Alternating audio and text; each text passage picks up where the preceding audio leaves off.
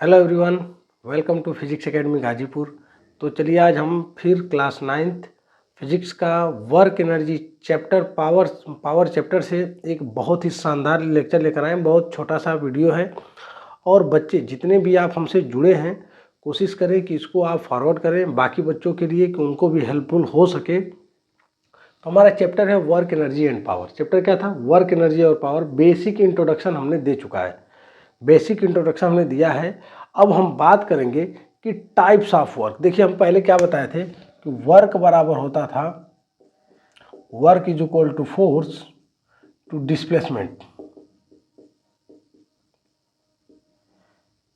Work बराबर force into displacement. W is equal to F S cos theta पढ़े थे और theta is the angle between force and displacement, ये पढ़े थे। वर्क जो है स्केलर है। क्यों स्केलर? क्योंकि दो वेक्टर का प्रोडक्ट हमेशा क्या होता है? Scalar. Force and displacement is scalar quantity. इसकी यूनिट भी हम पढ़े थे। यूनिट क्या होगी? या तो जूल होगी या फिर न्यूटन मीटर होगी या फिर किलोग्राम मीटर स्क्वायर पर सेकेंड स्क्वायर होगी। ये तीन यूनिट हमने पढ़ा था वर्क यूनिट। ये स्केलर क्वांटिटी होती है। इसका डायमेंशन की बात कर दें, डायमेंशन जो होता है ml स्क्वायर टी के पावर -2, ये डायमेंशन था किसका? वर्क था। हम एक सीजीएस यूनिट भी पढ़े थे कि एक जूल में 10 के पावर 7 टाइम्स ऑफ अर्ग होता है। एक अर्ग का मतलब होता है ग्राम सेंटीमीटर स्क्वायर पर सेकेंड स्क्वायर को हमने अर्ग दिया है और 10 के पावर 7 टाइम्स लिख दिया है, उसको जूल दे दिया है। बात समझिए।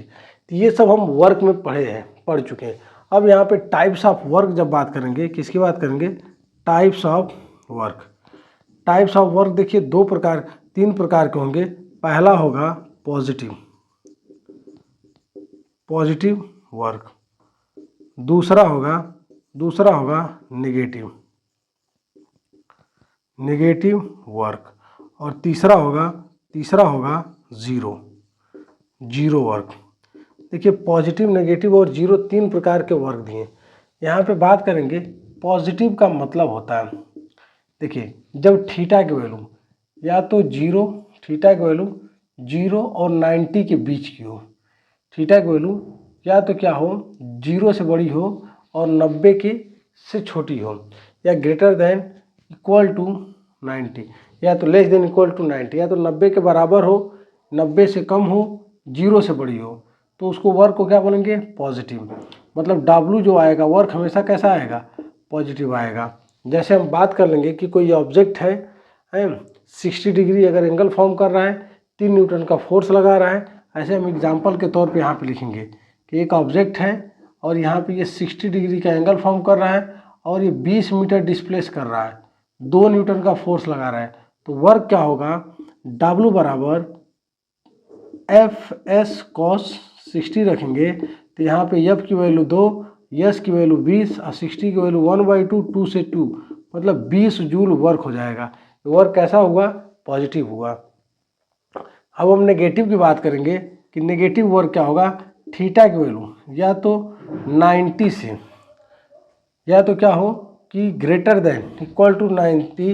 देखिए या तो थीटा की वैल्यू जो है 0 से बड़ी हो, 90 से छोटी हो। तो 0 से बड़ी देखो, या तो हम क्या बात किए कि 0 से बड़ा हो, 90 से छोटा हो, तो क्या बोलेंगे कि वर्क इज पॉजिटिव। थीटा की वैल्यू जो हो, theta is less than 90 degree, इसका मतलब थीटा की वैल्यू जो है theta is less than equal to, इसको ग्रेटर देन यहाँ पे लिख देंगे। जब थीटा की बात करेंगे तो theta is greater than equal to 90। Theta की वैल्यू या तो 90 से बड़ा हो या तो 90 के थीटा की वैल्यू 90 से बराबर हो या 90 से छोटी हो, तो वर्क पॉजिटिव होगा। और यहाँ पे थीटा की वैल्यू या तो 90 से क्या हो? बड़ा हो। थीटा की वैल्यू क्या हो? 90 से बड़ा हो। इसमें देखिए एरो ऐसे बना देंगे। थीटा की वैल्यू या तो 90 से यहाँ पे बड़ा हो या इक्वल टू हो, तो बताइए वर्क कैसा होगा? नेगेटिव। तो जैसे हम बॉलर जो है एक बॉल को पीछे अगर रोक रहा है, 2 मीटर पीछे करके बॉल को रोक रहा है, तो डिस्प्लेसमेंट नेगेटिव हुआ। डिस्प्लेसमेंट कैसा हुआ? नेगेटिव। तो वर्क कैसा होगा? नेगेटिव हो जाएगा। या फिर थीटा की वैल्यू हम क्या रख सकते हैं? 120 रख सकते हैं और 180 रख सकते हैं नेगेटिव के लिए, ठीक है। तो थीटा कैसा आएगा, नेगेटिव आएगा।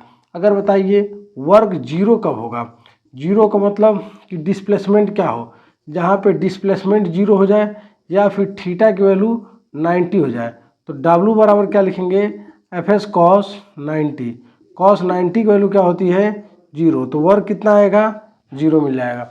यहाँ पे देखिए फिर समझेंगे, पॉजिटिव का मतलब कि वैल्यू जो होगी जीरो से 90 के बीच में होगी, नेगेटिव का मतलब कि 90 से बड़ी हो, और जीरो का मतलब कि थीटा के 90 के बराबर हो। ये तीन है, पॉजिटिव, नेगेटिव और जीरो वर्क। इस बात को समझिएगा कि तीन प्रकार के वर्क होता है, एक पॉजिटिव होता है, दूसरा नेगेटिव होता है, तीसरा जीरो होता है। नेगेटिव वर्क में जरूरी नहीं कि थीटा की वैल्यू 90 से बड़ा हो तो ही नेगेटिव आएगा। अगर थीटा न दिया हो, डिस्प्लेसमेंट क्या हो सकता है, नेगेटिव हो सकता है, फोर्स क्या हो सकता है, नेगेटिव हो सकता है, तो भी वर्क क्या मिलेगा हमको, नेगेटिव मिल सकता है। कि वर्क ऐसा है, नेगेटिव वर्क हो सकता है।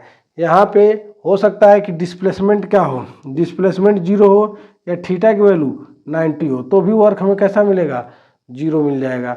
बात समझिएगा। तो वर्क कितने प्रकार के हैं, तीन टाइप्स के, positive work, negative work and zero work, ठीक है। बहुत ही शानदार लेक्चर है। अब हम मिलेंगे आपको नेक्स्ट लेक्चर में। Thank you.